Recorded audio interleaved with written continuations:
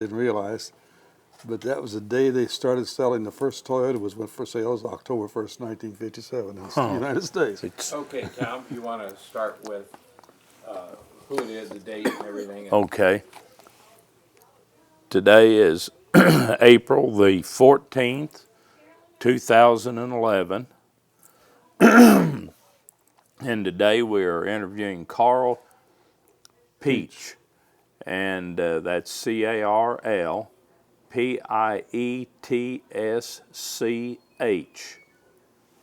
And we're in Rolla, Missouri at the Visitor Center.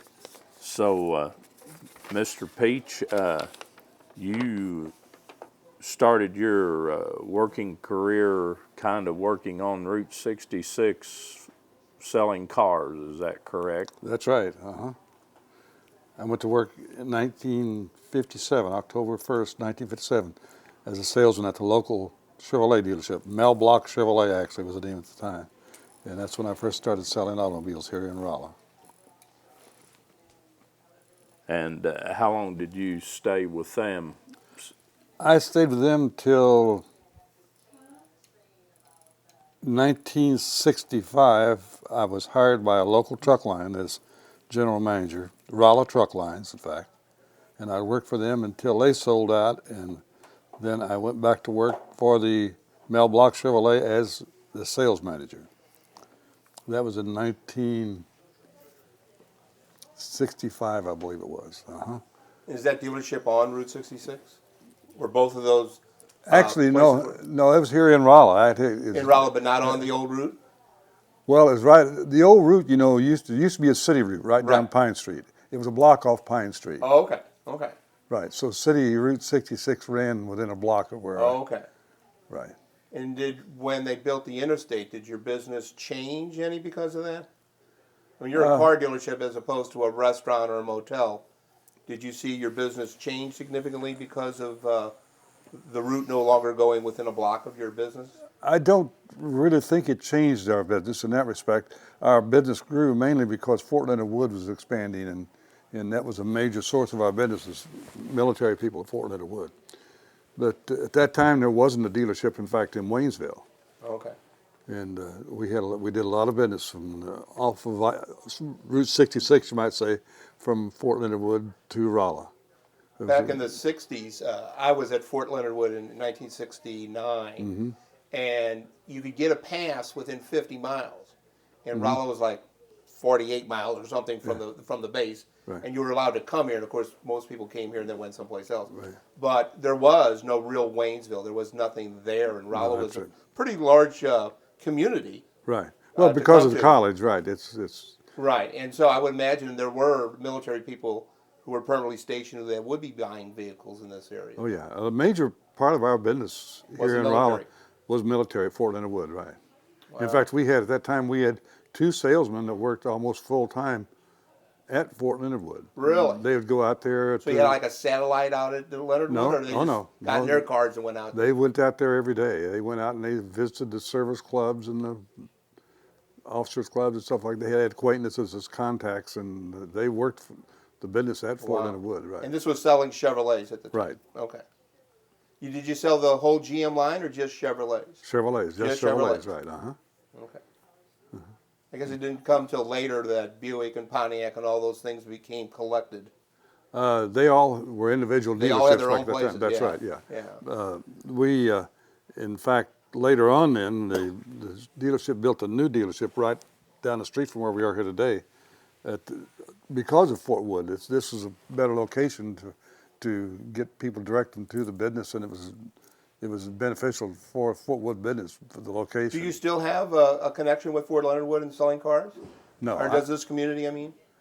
Oh yeah, there's a lot of automobile business done At Fort Leonard Wood. Right. In fact, later on, I worked for the Toyota dealership here as a general manager, and until I retired, I was general manager of the Toyota agency here.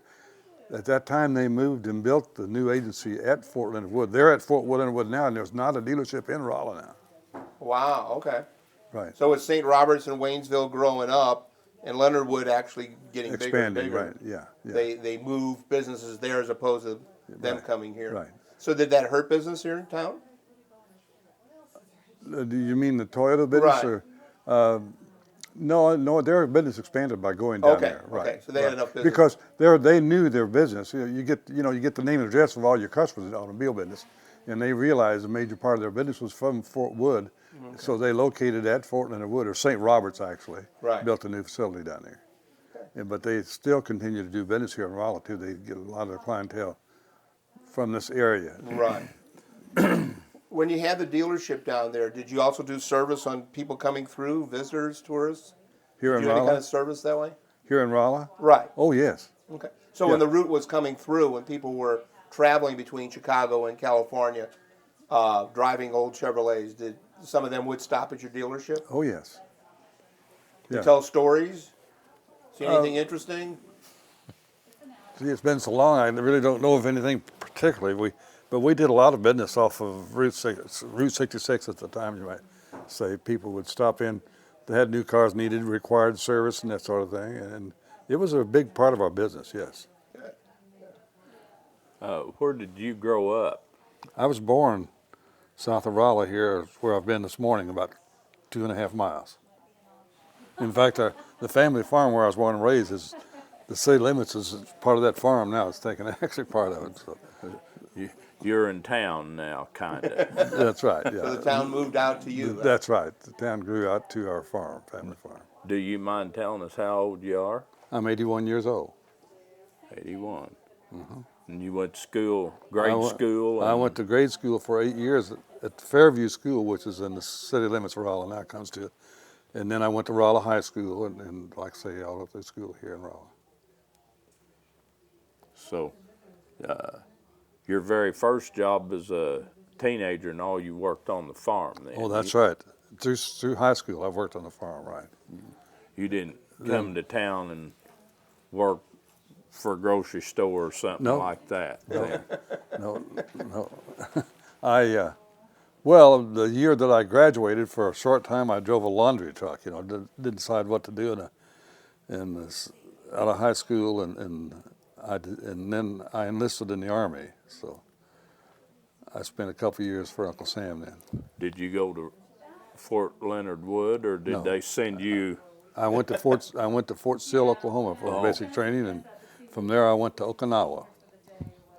And It would make too much sense to send you down the road. See, Oh, that's the Army right. wouldn't think of that. No, that's right. That's true. Yeah.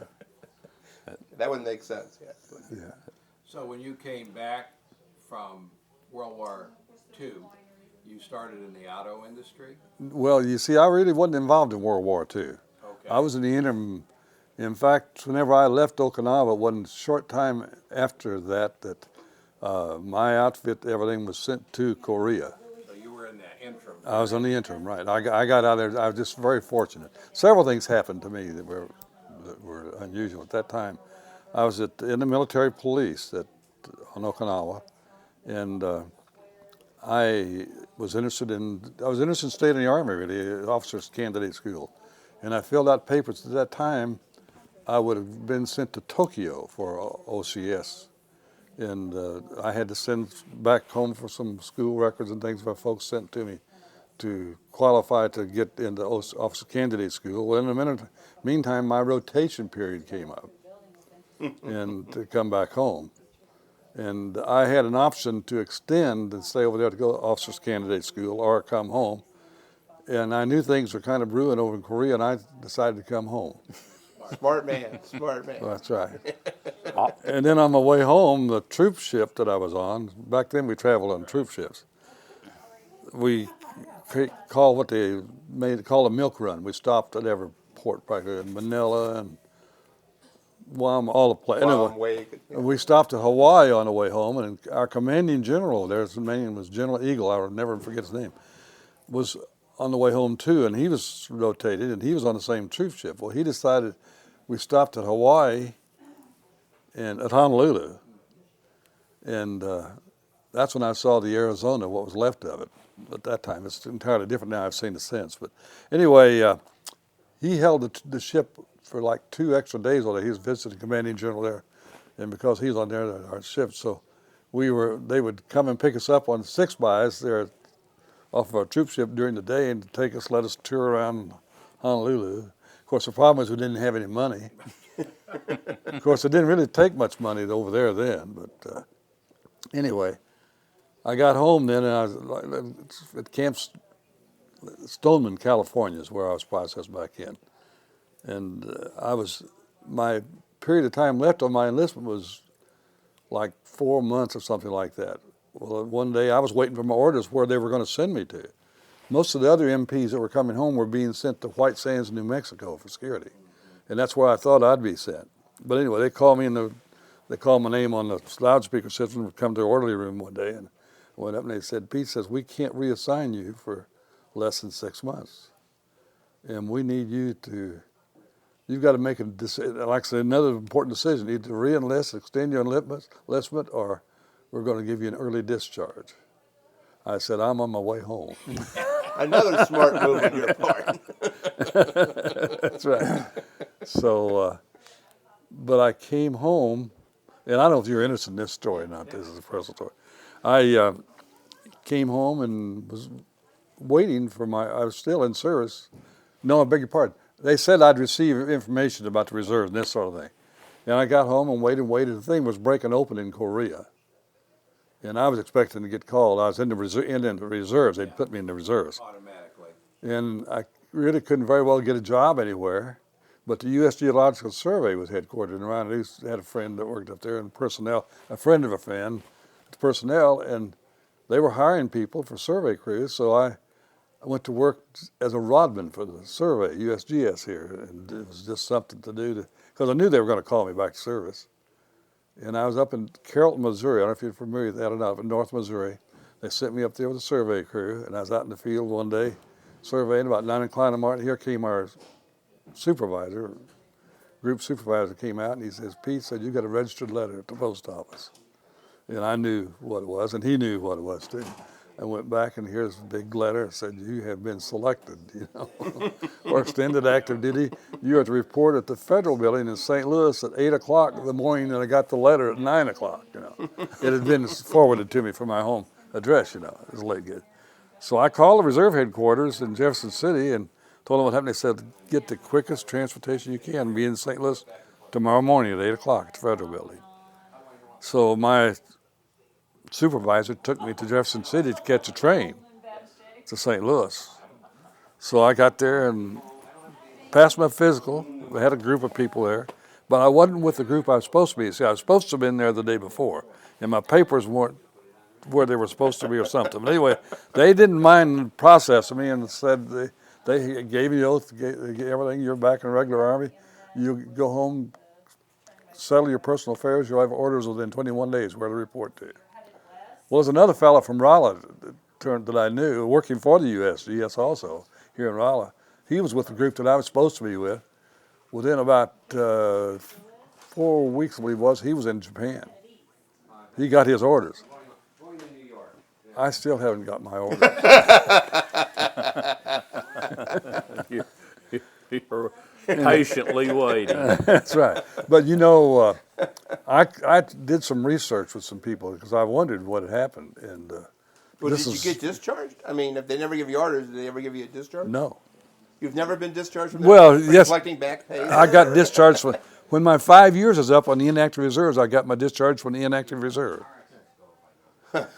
Somewhere I talked to some military people in this record. They said probably your record is on some PFC's desk down there, a desk clerk there at the Federal Building, and it was misplaced because you weren't there the day you were supposed to be. And after 4 or 5 days, he realized he didn't know what to do with it, and he probably threw it in the trash rather than get caught with it. I was a clerk in the Army, I can tell you. That's When what it became too big a problem. just disappeared. That's right. So That's so the Geological Association saved you then? Well, I had quit them. No, when you got the letter, you were in the wrong place. Oh, that's right. Yeah, that's right. Just a quirk that I wasn't. It had to be forwarded to. You would have been dead. Oh, that's right. If Well, you'd been at home, they'd have caught I'd have been in Korea. Oh, sure. That's right. That's right.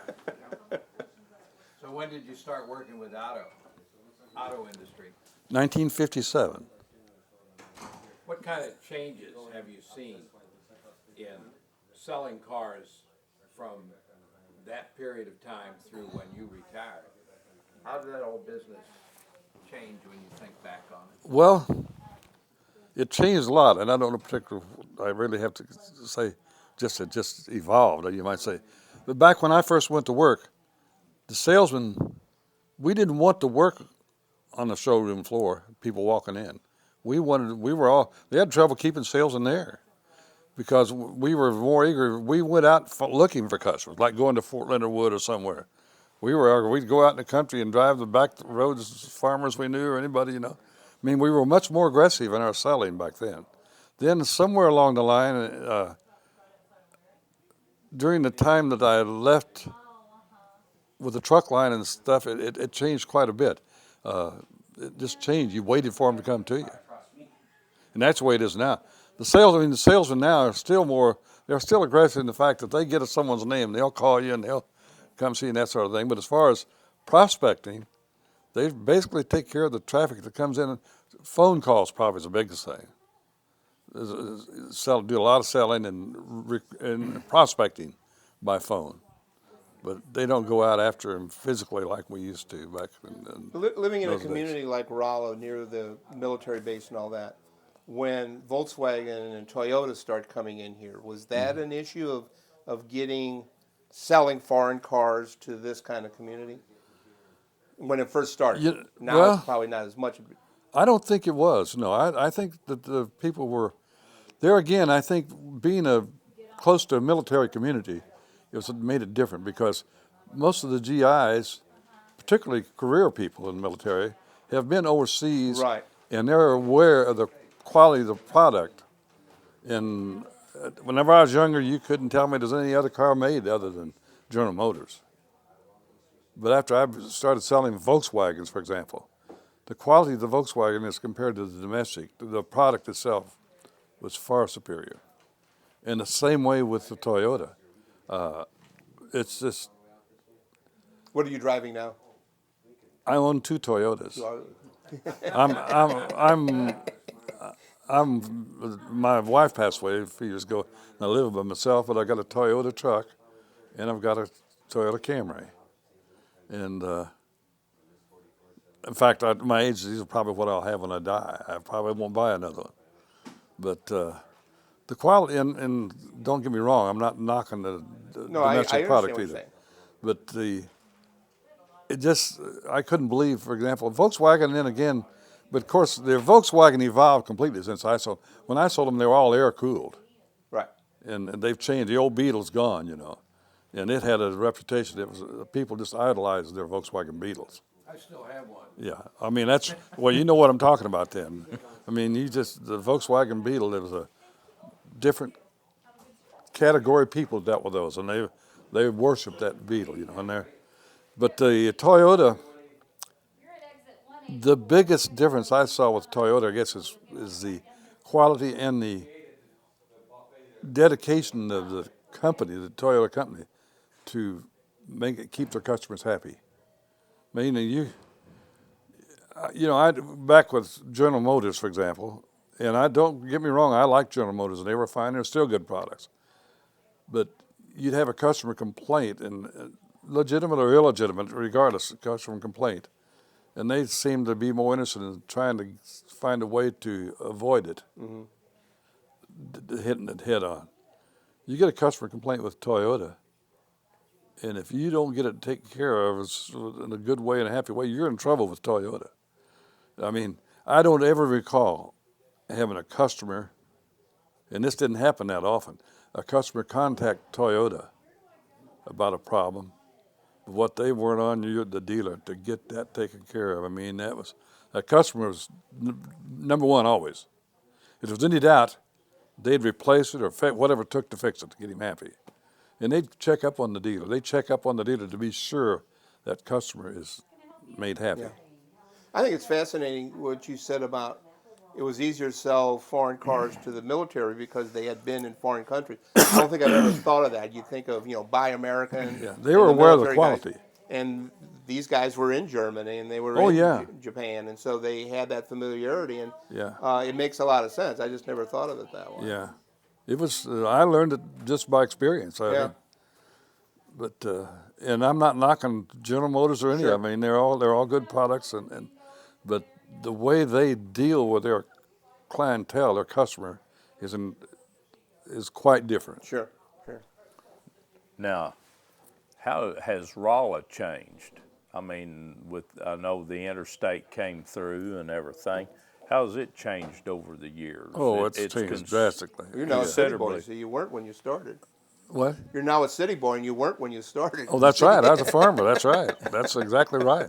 But And you never moved, and now you're a city boy. yeah, in relation to Route 66 particularly, I remember when Route 66 was just a 2-lane road through Rolla. You know, see, it came right. This was Route 66 right here. Yeah. Came. I know the route very well. I lived on it. You know, there was a lot of old landmarks. I don't know if you're familiar with those or not, or interested in them, but you came from the east. I'm talking about the territory that I roamed in. You might say when I was a teenager. About as far east I got out, like on a Saturday night, would be St. James maybe. On the old highway down there, I don't know if you've checked St. James out. There was a nightclub down there, a beer joint called the Atlasta. Have you ever heard of that one? No, I don't believe I've Yeah. heard of that. Have you been on the old route down through Yeah, St. James? yeah. You know where the divide. See, there's a divided? divided highway down there, which is very unusual. Trees, it's pretty, it's beautiful. Very pretty, yeah. That's right. And I remember that, of course, when I was a kid. On east of where the divided highway is, on the old highway, you go east, and I haven't been that way for some time. I don't know exactly what is there now. It was probably a quarter of a mile east of the main street coming in off I-44 there in the divided highway on east down there. They kind of made a turn there. I'm sure if you're in St. James, you can ask someone where the Atlasta is, and they can tell you. I know where you're talking about. The road It was off on kinda the left thing. side going towards St. Louis. Right. It's where it made a curve back to the right. And it was on the left of the and it was a busy place. What was the name of the place again? Atlasta. Atlasta. A lot of the places named it Atlasta Motel. Atlasta, yeah, that's right. That was the name of the Atlasta Tavern or nightclub or whatever you might want to call it.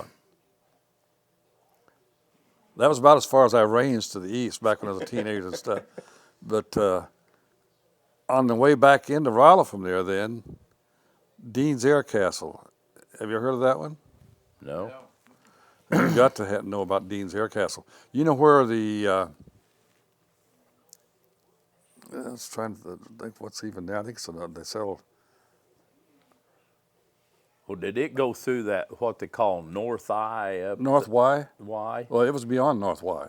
It was on Yeah. east It's of it's that. where the I was trying to think what's there now that would. You know where the big truck stop is out there now? At Yeah. the intersection out there. That it's- is part of the old Rolla Airport. I don't know if you knew that or not. Okay. All that whole complex in there, where you're Brewer talk- Science is. Are you familiar with that out there? You're talking about that it's kind of north of 44 in there. It's where on, it was 44 was on the south edge of it. Yeah, okay. Went right- It's that truck stop there That where big you truck turn, stop go there. across the overpass That's and right. go to the mule trading That's right. post. Yeah, right across Well, the it's the highway from the mule trading post. Yeah, it's it's on the north side of the interstate That's right. in there. Yeah, that was the airport then. That whole area there. West of where Wayne Bales' place Yeah, quite a was. bit west of Wayne Bales. Yeah. Right. Yeah, up there coming this side from him, it's the next intersection this way. That's where. Yeah. That's right. That's where the overpass is. But across from the mule trading post there, that whole area was the Rolla Airport. And all those buildings, those factories, manufacturing buildings, that's all built on the old Rolla Airport. What happened there again, I was on the city council here for 2 terms, and it's during that time Rolla took over the old Vichy Airport. You know, when Rolla took over the old Vichy Airport, they more or less just kind of phased out the old Rolla Airport then. But then they started developing it for industry and stuff. They built this Schweitzer plant out there. That's not, I don't know what it is now, but they've since closed down. But that Brewer Science has expanded quite a lot out there. And there's several other businesses. The Pepsi-Cola distributors, warehouses out there, I think, and Coca-Cola maybe, and several things have expanded in that area. And that whole area there, where that water tower is, the big water tower, right there, that was some of the old hangars from the old main hangars for the old Rolla Airport. And right there, you know where that, I don't know what they call it exactly. They sell it. Well, do you know where Stevens truck company is there? Yeah, I think I do. Yeah, it's right there on the highway. And back just east of there was the Dean's Air Castle. It was a big building. It was a combination bowling alley. It had 8-lane bowling alley on half of the thing, and on the west side was the nightclub. They had a big dance nightclub there, and it was a busy place. A lot of Fort Leonard Wood people. They had that name because it was near the airport. I guess because the air castle is because of the airport. It had been there for years, yeah. Yeah. It was built, it was a Quonset type building. It wasn't actually a Quonset, but it was a round roof or a big a big building. They had bowling alleys there. Of course, that was back in the days when they had pin boys set the pins and everything. I've got some friends here still that was kids set the pins out there. But it was two different businesses. Well, it changed. At one time, the same people ran the whole thing, but then it divided. Someone to operate the bowling alley, someone else had the lease on the nightclub, dance hall. But that was quite a night spot. It was a busy, busy place. Of course, bowling, that was the only bowling alley in Rolla at the time. And all the leagues, I bowled in bowling leagues out there, and it was a very busy place, the bowling alley. Then back this way from there, on the old highway, was another beer joint on the south side of I-44, or Route 66. It was probably about less than a mile, I believe. West of there was a tavern called Kid's Place. It was a beer joint. Like A lot of guys on the way. KIDD. KID''S, I guess, probably the way it was. And they had a lot of soldiers went out there on Saturday night. And a lot of the Dean's Air Castle nightclub attracted a lot of military people out there. They're the guys going out to drink beer at the dance hall and meet girls and dance, And it was a busy place all during the week for that matter. It was bowling leagues, but during the week in particular, a lot of military were These out were there. all on the old road. On the old highway, old Route 66. These are all new names to me, but I'm not that familiar with Yeah, them. I don't even remember seeing a picture or anything. Yeah. A photograph Yeah, I or thought a postcard. you'd have heard of Dean's Air Castle and the bowling alley particularly. Somebody may know about it. I'm just not familiar with it. No, I don't believe I've heard it. Or That's definitely part of the history of the old road. Yeah. Well, that's why we do some of these things, because you hear about it. And Yeah. I wrote them In down fact- so that maybe we can do a little investigating and see if Yeah. we can find something out about them. Whenever you went east from there by the Rolla Airport there, from Dean's Air Castle, and there's a lot of people hang out. And this is a story that it's a humorous story in relation to that. No, this story actually took place at another place I was going to tell you about Perry's Crescent Cafe. Perry's Crescent Cafe? Right. A fellow named Perry Schaefer Cutter owned And it that was on the old road, too? on the old road. Do you ever hear of Dead Man's Curve? Yes. Yeah. It was right at Dead Man's Curve, just before you got to Dead Man's Curve going east. There were a lot of Dead Man's Curve. Oh, I'm sure that. This is the one that was known here in Rolla. There's an old, I tell you what, you go out there now, you see there's a Dean government surplus, got a bunch of old Army government surplus stuff piled there now. The old highway was just beyond that from the current highway. But this Perry, he really busy, a good restaurant. A lot of truckers stop there, and they got a lot of restaurant business off the highway. What was that? There's a jet going over. Was that what that was? Yeah, a McDonald jet, Oh, most okay, likely. from the- Yeah, probably a test. Once in a while, they break the sound barrier. That's what that was. See, I'm accustomed to it. Come down through here and Test pilots, yeah. Yeah, we used to have those all the time. We're Yeah. from St. Louis. It's We not. don't get those anymore. We used to get it a lot more than we get now. Don't get it very often now, but you were familiar with it. yeah, it's something that I'm Yeah, we're all accustomed to. doing this, and you're just very calmly telling your story. I hear it all the time. See if the building blew up. Yeah, it's a customary thing. So go ahead about Perry's Crescent Cafe. Well, it was a truck stop, and it was open 24 hours a day. A good restaurant, and did a lot of business. There was a trailer court there, and it's pretty well disbanded now, but I know very well where it was. If you go the old route, you'll go right by it. It's between here and St. James? It's between here and that Rolla Airport. Oh, actually. okay, Yeah. okay. Yeah, it's probably close to the city limits, actually. If you go out, you know where the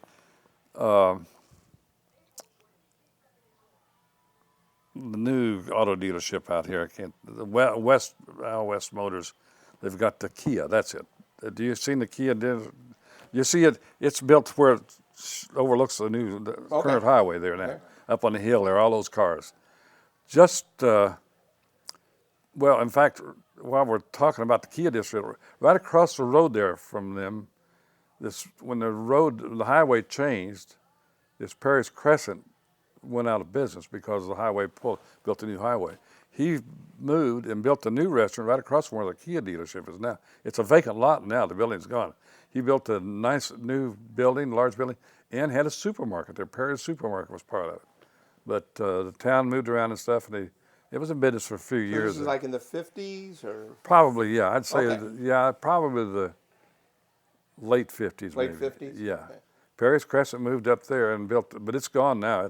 You'll see all there is now is a foundation there where it was, across the road there. In fact, where the Kia dealership was you probably have record of this. There was an outdoor theater there. Rolla Drive-In movie. That's where the Rolla Drive-In was? Okay, Right. I do know where that That is. Kia dealership is on that property. They bought that Okay. property and put that dealership on the Rolla Drive-In movie theater. Okay, so back to the store. To the store? You said the story. You had a story about Okay. Well, this is a story. This is a story that developed at that old Paris Crescent Cafe, and I know the fella. And they used to race cars on old 66 down off that hill there, where beyond the Rolla Airport. They're at this truck stop. Right. If you notice, you come over a hill and you go down, and then you hit a long straight stretch, and pretty level. Right. These old boys used to, and all these stories came out. There's an old boy, one of the windy guys, that was told a story, and this is a story I've never forgot because I know the guy. He was telling about, he had a Packard, and he was always talking about who had the faster cars, and they'd go out there late at night, the traffic was off, and they'd race off of that hill down there. And he was telling this story. He said, I tell you, that Packard was so damn fast, and he had bet this guy so much that he was a faster car, and they were racing down the hill. He said, came off, of course, he'd had a few to drink. He's telling the story. He said, I came off that hill in that Packard, and I got to going fast down through there.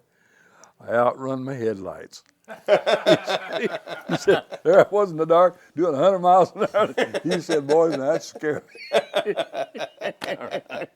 He outrun his headlights. That's funny. That's probably before the Highway Patrol put their offices out there. Yeah, I'm sure it was, yeah. Oh, that being that straight stretch there where Wayne Bales' That's right. place is. Yeah. That's a straight stretch where they'd come off that hill there, see? Oh, yeah. I imagine there were Racing. a lot of car drag races on that street. That's right. That's funny.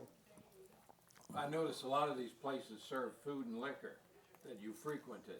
Yeah, oh, that's right. Oh, that's right. Sure, absolutely. What kind Right. of cars did you have? Did I have? Uh-huh. Did you get into the old cars at all? No, Okay. no. I was never into the old cars. Because you worked at a dealership and you could get new ones. So why get That's mess with right. the old ones? And well, Wayne would come around, for example, looking, if we get older cars, we'd sell him some of those older used models, collector's items. Most of the stuff, though, we had weren't collector's items, weren't quite that old. You know? Right. But if something unique or something come by, I quite often would call Wayne. How long were you in the used car business? I was in the used car business I had a 5-year lease. Is that in the 70s, 60s? I went in the used car business in, 1976. 76, okay. And I was at the corner down here where the quickie lubrication joint is there. Right at the intersection of Kings Highway and Route 66 now. I had that whole corner there. And in fact, if I hadn't lost my lease, the old boy leased it to me for 5 years. And the lease is up. I went to renew it because I did real well there. It's a good location, 63 intersection. Right. And I'd have truckers, for example, come by and see. They'd sit there at the stop sign and they'd see my your inventory. car. Yeah. And they'd go down the road to the first place they'd stop and call me. And quite often I'd go pick them up at a truck stop and they'd come back and I'd sell them a car, you know.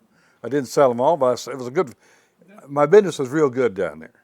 I had that whole corner. And when my lease is up, why, I approached him. He says, no, he said, I got people wanting to lease that. I should have tied it up and all that stuff, you know. Gave me this big line. And time when my lease was up, I went to see him really serious about it. And he wouldn't give me, he said, no, he says, I've got people, he says, wanting that property. And So what's on there now? Jiffy the Lube. Jiffy Lube, Jiffy okay. Lube's on there now. And they don't have the whole thing. I had a bigger area than they have there. They came back a little farther, where that beef restaurant, what's the name of the Arby's? Arby's, yeah. But anyway, I moved, had a good friend that owns a lot of property in Rolla, if you've heard of Warren Dean or not. I haven't. Yeah, okay, yeah, you don't know, you're not familiar here because he's got all kinds, but he's a friend of mine. Had a lot of money, made a lot of money selling. He went back to Okinawa and those places, bought all that damaged stuff over there, airplane stuff. He and his brother made a billionaire. I mean, they're wealthy men. But anyway, he was a good friend of mine. I got to know him I took a Dale Carnegie course, to be honest with you. That's where I got to really know him. And he was in the same course with me. But anyway, when I was going to have a problem with leasing my property, well, I talked to him, and he says, well, I've got a place up here. And like I say, we were really good friends. I developed him as a customer also when I sold Chevrolets. Made several trips with him. He had his own plane, and I flew with him places. Anyway, he fixed the place up on the hill up here right now. Do you know, have you been up that way at all, where Swice Motors is? No, I It's a haven't used been car. to Lisa. Across from Walmart, Okay. on the other side of the highway, up above Staples there. Right. But anyway, I moved up there, and it wasn't nearly as good a spot as this one down here was. And I was doing okay, but not nearly as well as I did down here. Right. And one day, someone knocked, it was a rainy day, a nasty day. I had my dang front door even closed, which a used car lot doesn't ever keep your door closed hardly. But someone knocked on my door, which that doesn't ever happen either. People just barge in as a rule. And I said, come in, and this young man walked in and came over and shook my hand. He said, I said, you're Carl Pietsch, right? I said, yes, sir. And he says, well, I'm Tom Seeger, and I know all about you here, and I'm here to see you now. I want you to go to work for me. I mean, I'd never met the man before. I knew of him. He owned Seeger Toyota in St. Louis. Sure. And I said, well, I'm not looking for a job, really. He said, I understand that. That's why I'm here to see you. He says, I've checked you. I knew all about you. And he'd had a problem with the guys running his place, and he'd fired him. And he knew all about me, and he said, would you consider going to work? I said, well, sure, I consider, you know. And we got some things we need to talk about. He says, well, you think about it. He said, I know I want you to work for me if we can work things out. And I said, I've got a business here I've got to get rid of and stuff I'd have to do. And he said, you think it over, and I'll be back to see you next week. Well, I went back to see him next week, and I talked to my wife about it, and I was really interested in it. I mean, and he says, well, before I hire you, I want you to meet my partner. And he runs my store in St. Louis, but he's to be a partner with me on this. And I'll send him out to meet you. So he came out, and we have to hit everything off good. And they said, well, what have you decided how much you'd want to go to work for me? I said, I've talked to my wife, and this is what it would take. And they hired me on the spot. The only thing, I made a mistake, I figured out later. Too low. I was too cheap. But it's the best thing that ever happened to me. They were, Sure. I worked for them until I retired, and they couldn't do enough for me. I traveled all over the world. Went to Hawaii 2 or 3 times, and the Bahamas and places they sent me. You know, They were probably still feeling bad about lowballing you to get you in the first. well, I don't know about that, but it's the best thing ever happened to me. They were That's super great. people, and I was proud to be. They were the type of people I was proud to be associated with. That's And great. we're still real good friends. And That's great. that's it. Do you remember the, I can't call the name of it. It was a hotel and a gas station. It was Pennant yeah. Hotel and the Pennant Tavern. I was going to tell you about that. Okay. We hadn't got back to Rolla yet. We were coming back this way. But that was about the next place. The Pinnate Hotel there again, it was quite a place. A big building set up on the very top of the hill where Steak and Shake is now. That whole property was there. That whole hillside was all part of the Pinnate Hotel. The Pinnate Hotel set up on that hill there at the highest point there where the old auto museum was there. Yeah. Right behind, that was all property of the Pennant Hotel. Owned it all the way down to I-44, all the way around it. Was part of, well, in fact, at one time, when old Route 66 is, there's a road came back off the east side that came up the hill to the Pennant Hotel. Are you saying Pennant? Pennant, right. And that was the hotel, and it was quite a place. I think it's probably I think there's a fourth floor on it, I believe. A basement and a fourth floor altogether. Anyway, had a lot of rooms, and they were busy. They did a lot of business there. They had a big dining room there, and they had used to serve Chamber of Commerce luncheons and service clubs and stuff, you know. It was a busy place. Then down the hill from there, do you notice, you saw there, Gabriel's got his crane rental place there, just down at the bottom of the hill there?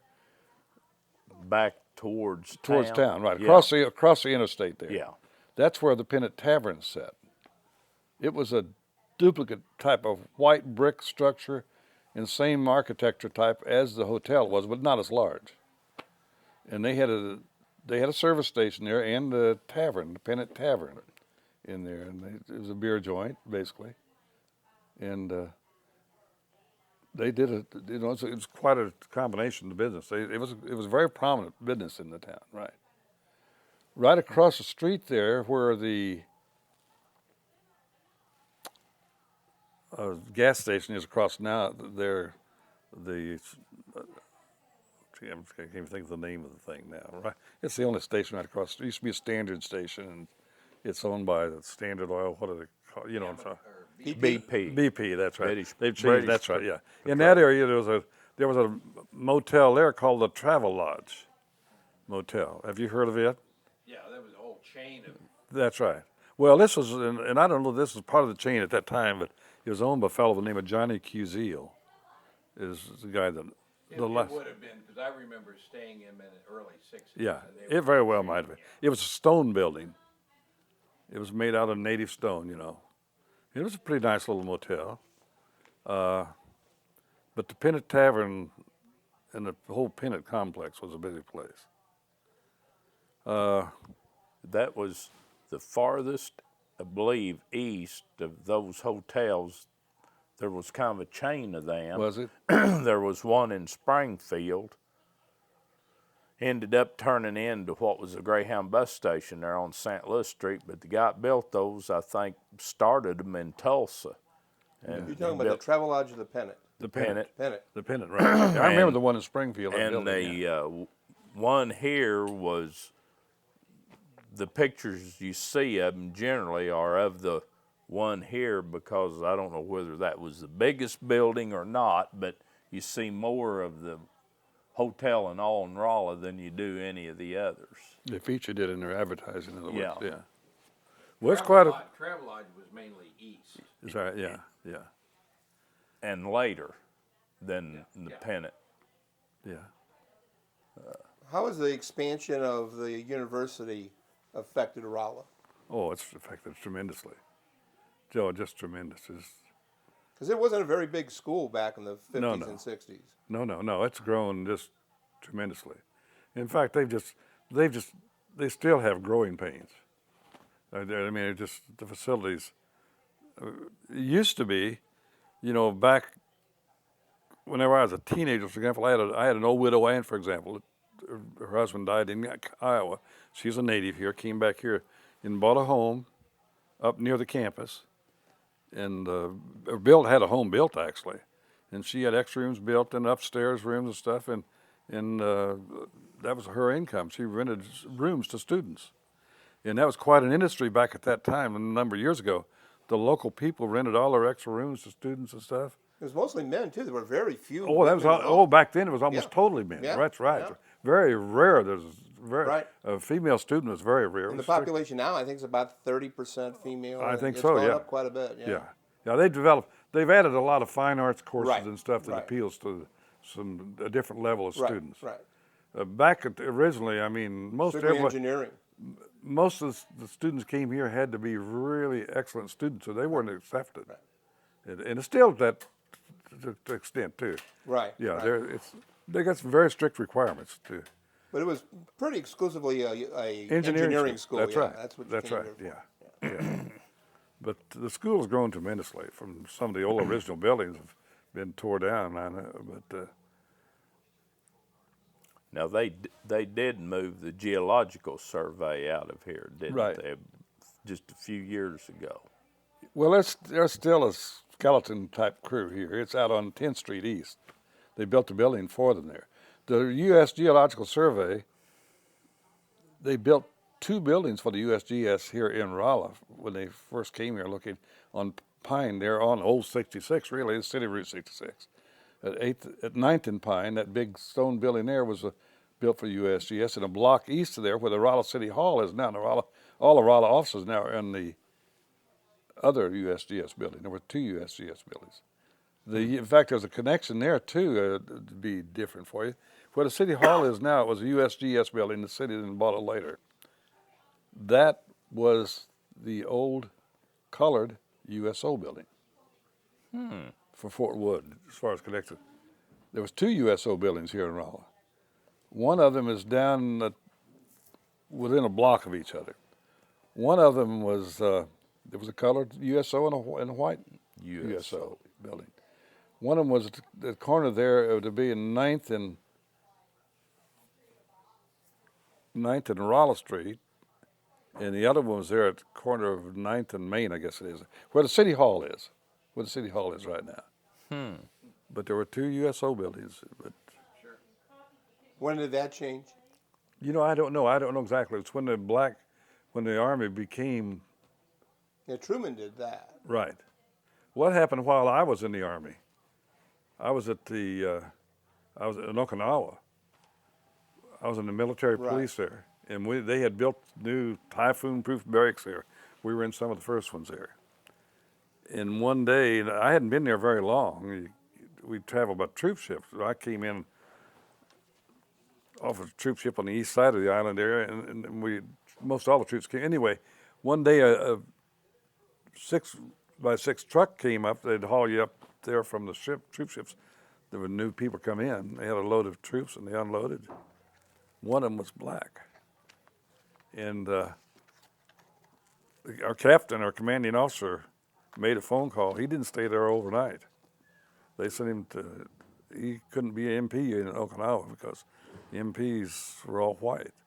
And they sent him up to an infantry outfit then. But that was while I was in service. That's when Truman was president. Right. Because Truman integrated the Army didn't mean your captain did. No, that's right. That's yeah. right. Well, he didn't. We didn't. In fact, the whole time I was there, when I left Okinawa, there still wasn't a black MP over there. But And that would have been between 40, I got there early, 48 to 50.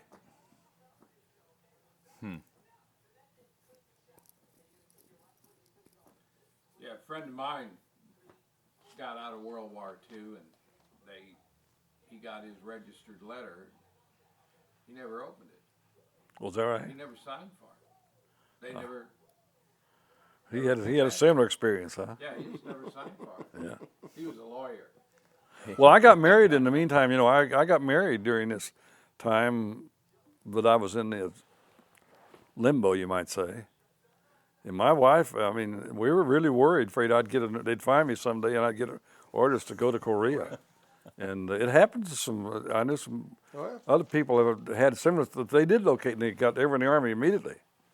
But no, in fact, whenever the 5 years is up, my 5 years, we breathed a big sigh of relief. Didn't have to worry about it anymore.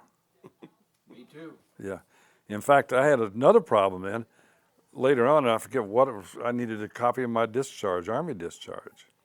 Well, my records were all in St. Louis in that federal, and they got burned up. That's right. And in fact, I went through not long ago. I wanted to get, in case the soldiers' home down here at St. James, you know, and I have friends, and they keep telling me I ought to sign up, go down there and be qualified for veterans benefits. And I really wasn't worried about it, no health problems or anything. Finally, this was back when my wife was still alive. She told me I ought to go check it out. So I went down there, and Had trouble proving you were a veteran. that's right. That's right. But they through them, then I got copies. In fact, through them, they said to get a copy of my military records. I didn't have a record. They couldn't locate me. And they said, if you've got a copy of your old military orders or anything like that, So I went back and I found in an old photo album that I had when I was in Okinawa, I had a copy of my military orders that I got in Okinawa, being shipped back to the States, signing me to the troop ship, and everything was on. And I found that copy of those, and I took them in. They threw that. Then they were able to read it. That's great. Yeah. Yeah. Yeah, mine's in the safe deposit box.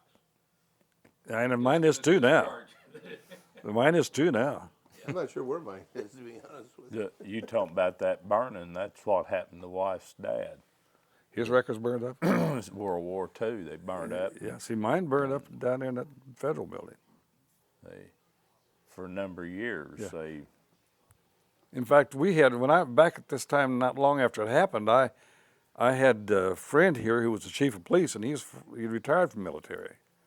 And I was telling him about it one day, and he said he bet that's what happened to my records.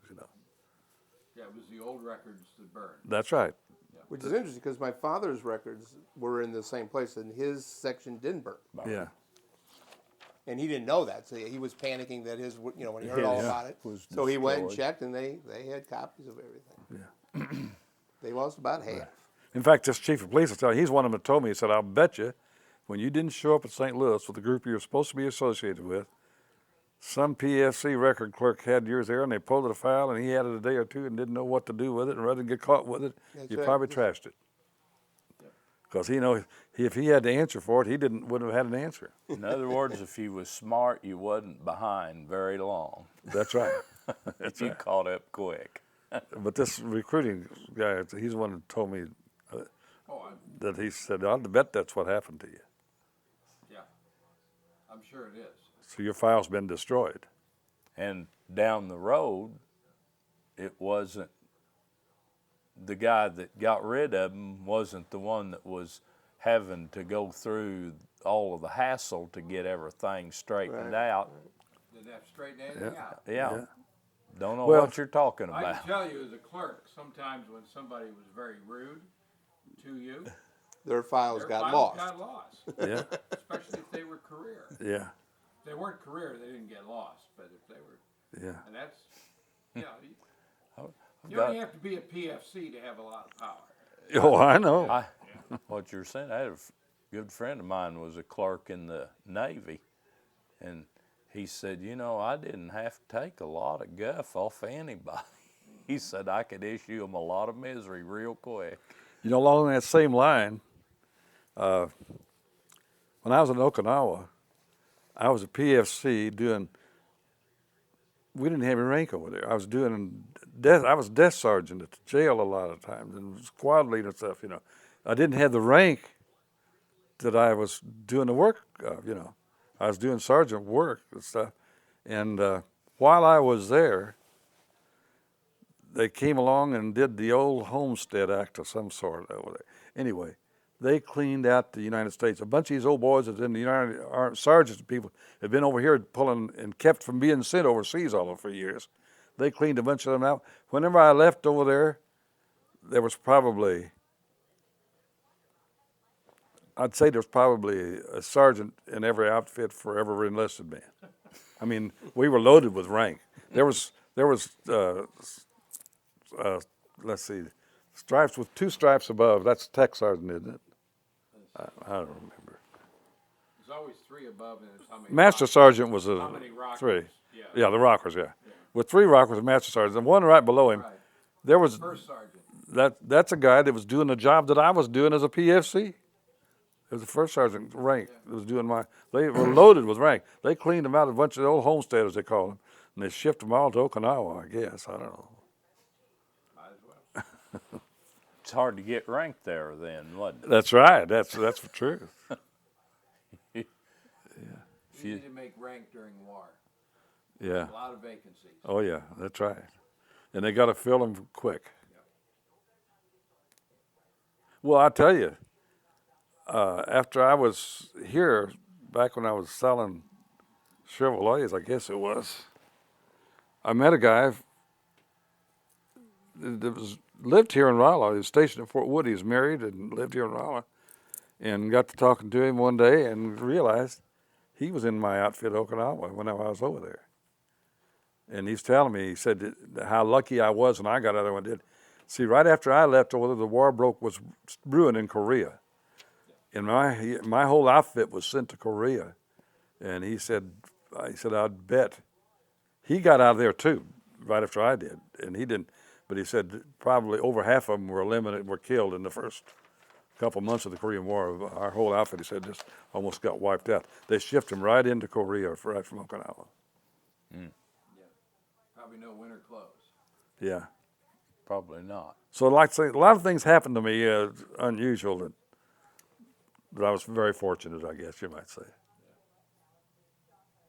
Kind of ahead of the curve a little bit. That's right. That's right. I was fortunate. Just things happened. Timing was good for me. When I was talking to you before we come up here today, you mentioned about the paving and everything, I think, and the celebration. Did you check that out? My wife found this, and I was going to read this. Yeah. That was January the 15th, 1931, the last section of paving on US 66 between Rolla and Lebanon, Right. which had been closed for a year during construction, is formally open to traffic. March the 15th, 1931, 8,000 people attended a celebration in Rolla for the completion of the paving of Route 66 in Missouri. Mm-hmm. The headquarters of the celebration was at the new Hotel Edwin Long on Pine Street, US 66, that opened on March 12, 1931, just 3 days prior to the event. Mm-hmm. And The Edwin Long Hotel is the Phelps County Bank yeah. right now, right? Yeah. And I was in that a lot of times.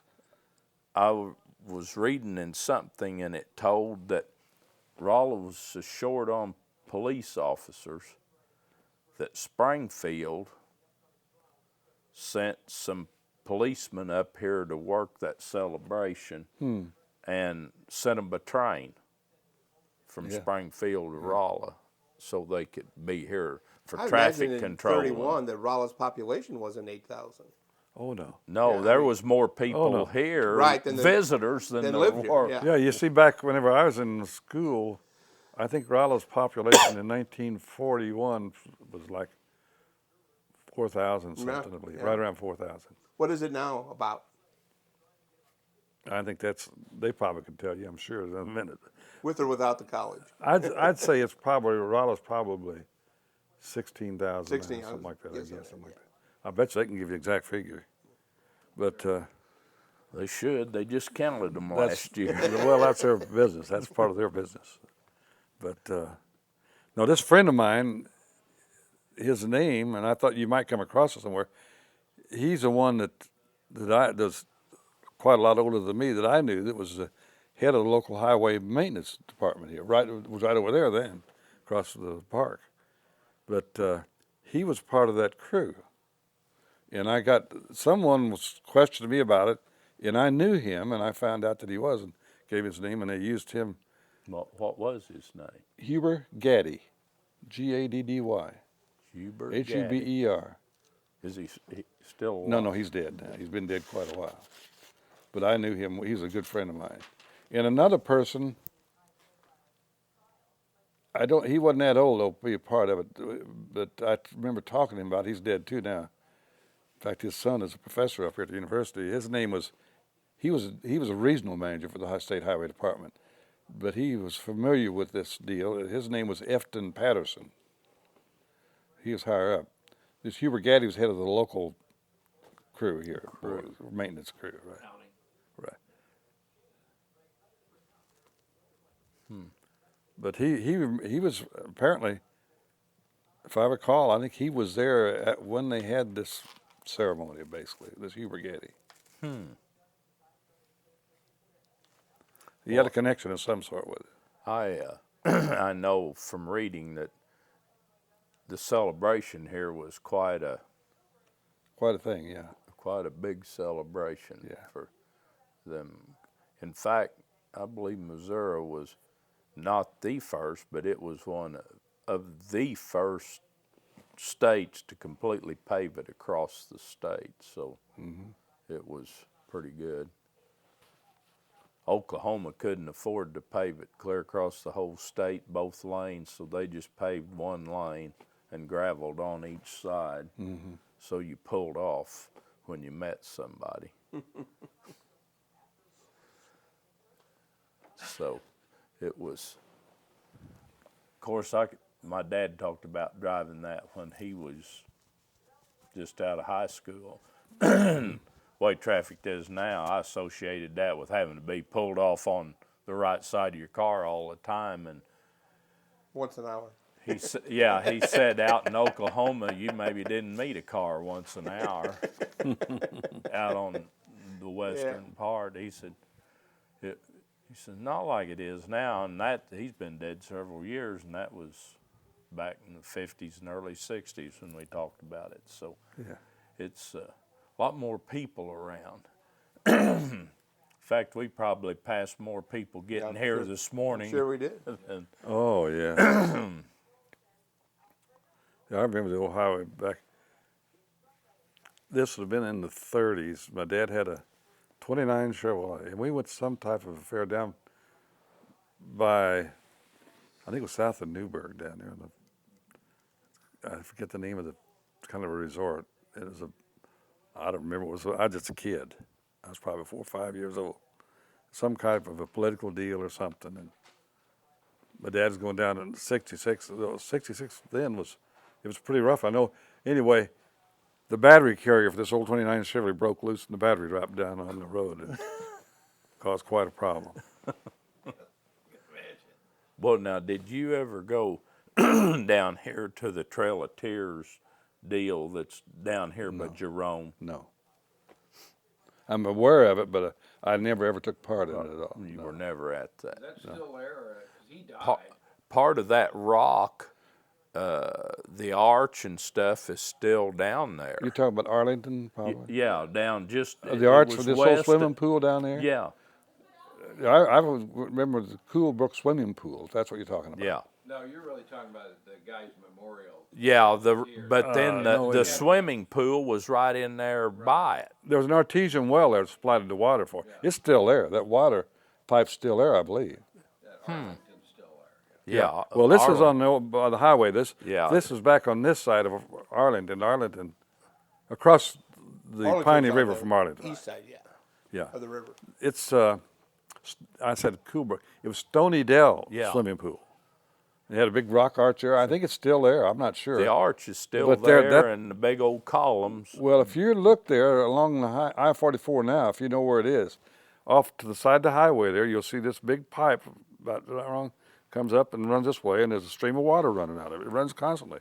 It's an artesian well. Now, That's the well where they got the water for the swimming pool. swim pool. Now, Must have been cold. Oh, I'm sure. Yeah, it was. I'm sure, yeah.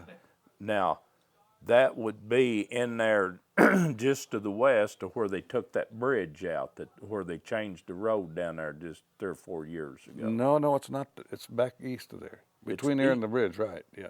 Huh. In other words, you go across the new bridge now, the current bridge. Yeah. Start looking to your right, over there in the weeds and the brush. And then you'll- trees that's growing in there. Yeah, but there's a pipe comes up out of there, and I've seen it. It's that's the last, where the swimming I haven't pool looked for it lately, but it does. Yeah, that's just beyond. Just Back down by where the river is, and that, right? well, it's really part of the. Not the river. It's beyond the river, really. Yeah, it's up on the It's bank, between but it's where between the old river. the old highway. You go up there and come across the interchange, come back around to go across the river there. It's between that and the current highway. the road that goes in there and goes around that new bluff they've cut in there, and it's between that road and 44 That's in right, there, yeah, and them yeah. trees and that. Well, low you'll see it area from, you couldn't see this from that road. where the bluff No, is. but you can see it from I-44. 44. Be on the north side of the Yeah. westbound lane. Right, I have to look for that. yeah. I think you'll see it. I can go out there and see it right away if it's that's still where- there. I assume it's still there. That's where Stony Dell was. That's where Stony Dell And Swimming then Pool. the Trail of Tears deal was on the north side of 66 on to Right. the west a little bit. Yeah, but that Stony Dell, there was a little motel complex there with it, I believe, with Stony Dell. And there is a flea market in Marshfield, and the guy had the backdrop. It's in there. There was a cafe at Stony Dell. Yeah, that's right, there was. Yeah. And this guy has the backdrop for that. And I have looked at the house. I've tried to figure every way in the world where I could put that. I would like to have that. And it is made out of native wood, and it says from Stony Dell. Mm-hmm. And it's only $895, but it's one of them deals I just can't see buying and sticking in storage. No. You need a new house. Oh, I've heard that. Bigger house or less crap, one of the other. So the car industry and all is, to this day and time, has changed quite a bit. The Oh, way yeah. It's It's entirely changed. Right. well, I do think now, you mentioned the American car manufacturer. I do believe, I don't know how much they're getting it, but I do believe they are more interested in having the customer satisfied than Oh, they were are, no doubt. They all are, the whole industry. in the 60s and Yeah. 70s. Well, I think what happened really, and I went through this period, I think the transition of the military people, particularly bringing back foreign cars and stuff, got it going in the quality and everything, it's forced the domestics to greatly improve their quality of their product. Also, they're much more interested in customer relations, I think, than they used to be. I bought a 205 Chrysler PT Cruiser convertible in 204. Liked the car. Had to get it towed 3 times in the first year because it just died. It just stopped. Yeah. And I take it in, oh, it's this, and they do it. Finally, I got fed up because we're on the highway with my elderly parents and I had to be towed back. And so I went to the service manager, went to the dealership general manager, went to the owner of the dealership, kind of got a run around, fixed something, it still died. Finally started writing letters to Chrysler Corporation, got a hold of a name, an actual person, and then I get a phone call from the dealership saying, come on in, we're going to take care of your car again, because it was dead again. And so they came, picked it up, took it to the dealership, and I went back to pick it up. I said, no, I'm not coming back. I need to get a new car. He says, you're not going to have any trouble anymore. And I said, why is that? We have no idea why, but we took everything out, every wire in the car, because it was some electrical thing. Mm-hmm. So they pulled every wire out of the car, put all new wires in. Car's been perfect ever since. They could not figure out what was wrong. There was a short with inside some bundle of wires. Mm-hmm. But I didn't get the service until I started going to the corporation headquarters. Yeah. Let me just tell you, and this is my own personal experience. I would have, with Toyota, I'd have someone that would have a little problem, and it'd be a technical problem, something they just wasn't sure of, and our people would work on them, and people are unhappy. And I said, and I've actually told customers this. I said, let me tell you something. Now, I didn't tell you this. You see, but if there's in the back of your owner's manual, there's a phone number to call Toyota. That's what I did. Customer relations. Call that number, and I guarantee you, they'd call that number within a couple of days. I'd get a message from Toyota. Doesn't matter what it is. Fix this. In other words, I might be having a little trouble getting the clear authorization from Toyota to do this problem, whatever it is. But once their customer relations department was contacted, there was no limit. Doesn't matter. And they took care of it, and they reimbursed the dealer and everything. No, in other words, it was a way we learned to get them taken care of. Right. If we might be having trouble with our local customer relations regional manager, someone authorizing us to do this.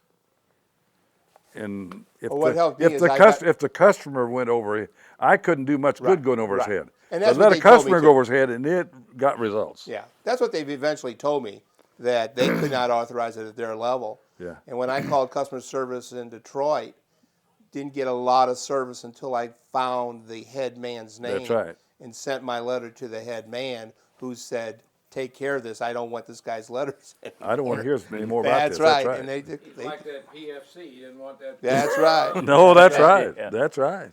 We're running out of time, gentlemen. Okay. Okay.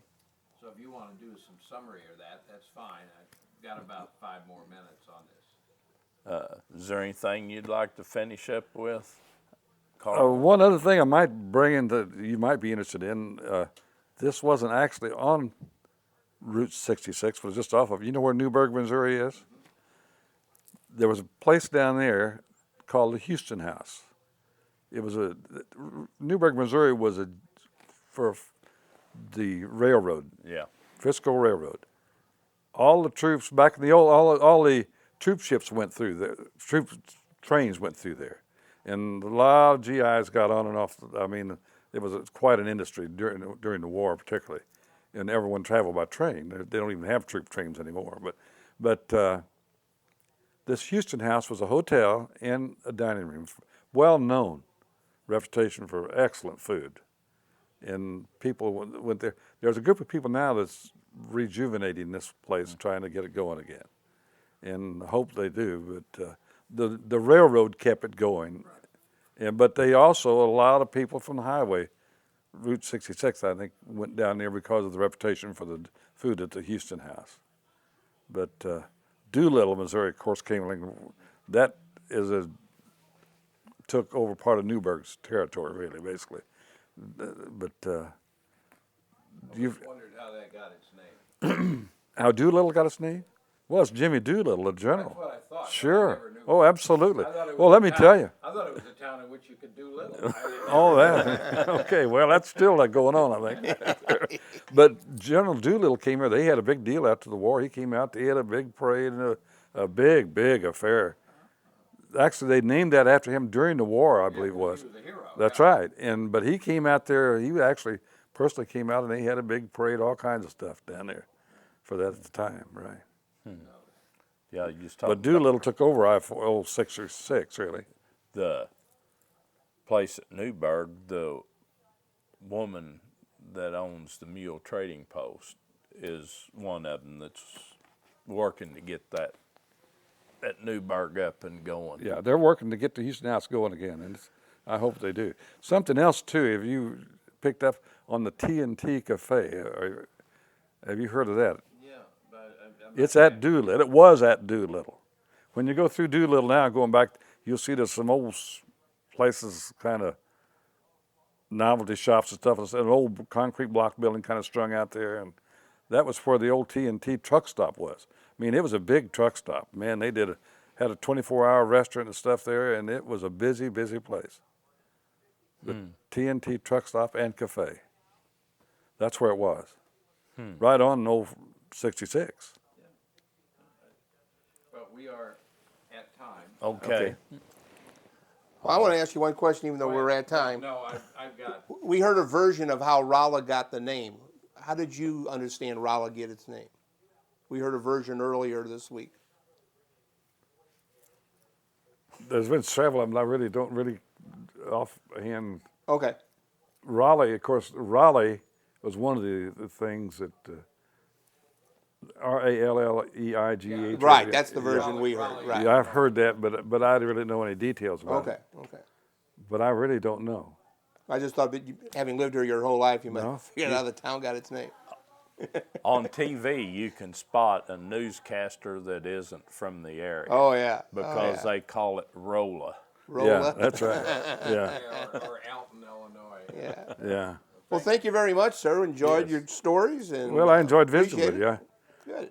Good. like I say, the sad thing is, people should have been doing these things years ago, I guess.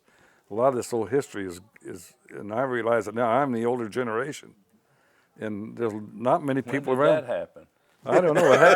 Let me tell you, it comes on quicker than you think. Wake up one morning and you're the old That's guy. right. And that's true. That's really about it. You know, it's sad, really.